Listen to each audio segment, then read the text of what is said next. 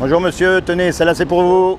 Merci. C'est pour votre avenir. Ah bah mon avenir, il est plutôt derrière moi. Hein. Ah ben, pourtant vous en avez. Comment vous savez ça vous? Comment vous pouvez dire ça? Bah si, en fonction de mon âge. Ben, vous savez qu'un jour ou l'autre on va mourir. Oui, bah ça c'est sûr. Et après, qu'est-ce qui va se passer? Vous y avez déjà pensé? Mystère. Eh ben voilà, Mystère. moi c'est pour ça que je passe, pour dire aux gens ce qui va se passer. Ouais, bah c'est bien ça. Une fois qu'on est mort, on va être jugé. Et on va être jugé par rapport aux 10 commandements.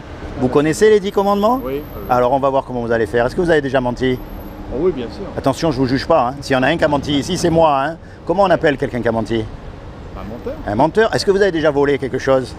Non, alors là. Non. Vous savez, moi j'ai grandi dans les vignes et j'allais prendre du raisin et des cerises chez le voisin. Eh oui, non, mais un vol, il n'y a pas marqué la quantité.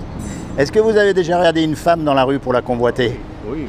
Jésus a dit, quiconque regarde une femme pour la convoiter a déjà commis un adultère avec elle dans son cœur. Donc le jour où on meurt tous les deux, Ah, ouais. on va être confronté à cette loi-là. On sera coupable ou innocent? Ah bah coupable. Et si on est coupable, on va aller au paradis ou en enfer? Ah bah ça je sais pas. Si, vous savez, justement, vous avez remarqué un truc?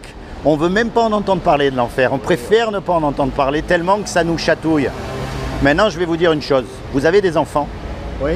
Vous savez que des fois, il a fallu leur donner la fessée. Oui, on va dans le temps parce que maintenant. Mais s'il avait fallu donner votre vie pour eux, vous n'auriez pas hésité une seconde? Ah oui, je pense. Oui. Ben, c'est ce que Dieu a fait pour nous. Malgré qu'on soit coupable, il a fait quelque chose pour nous éviter d'aller en enfer. Vous savez ce qu'il a fait? C'est très simple.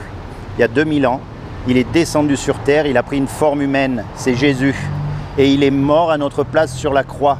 C'est comme si vous et moi, on va braquer une banque, on se fait arrêter et le juge il nous condamne à payer 1 million d'euros. On n'a pas les sous. Et puis il y a quelqu'un qu'on ne connaît pas qui arrive et qui met les sous sur la table pour qu'on soit libre. Ah oui, bah ça. C'est ce que Jésus a fait pour nous. Donc moi, le but de ma démarche, c'est pas de vous amener ni dans une église, ni dans une association, ni dans tous ces trucs. Quand vous êtes tout seul, pensez à Dieu. Commencez à lui parler. Vous y croyez pas, dites-lui, j'y crois pas. J'ai du mal avec ça, avec vos mots, ce que vous avez dans le cœur à vous. Parce que comme vous dites, vous êtes plus près de la sortie que de l'entrée. On ne sait pas quand on part. Ah bah oui. Une chose est sûre, on ne revient pas. Ah non. Donc il y a des gens qui jouent au loto alors qu'il y a quoi? Une chance sur 20 millions de gagner? Oui, bah, Imaginez qu'il y ait une chance sur 20 millions que ce soit vrai. ah oui.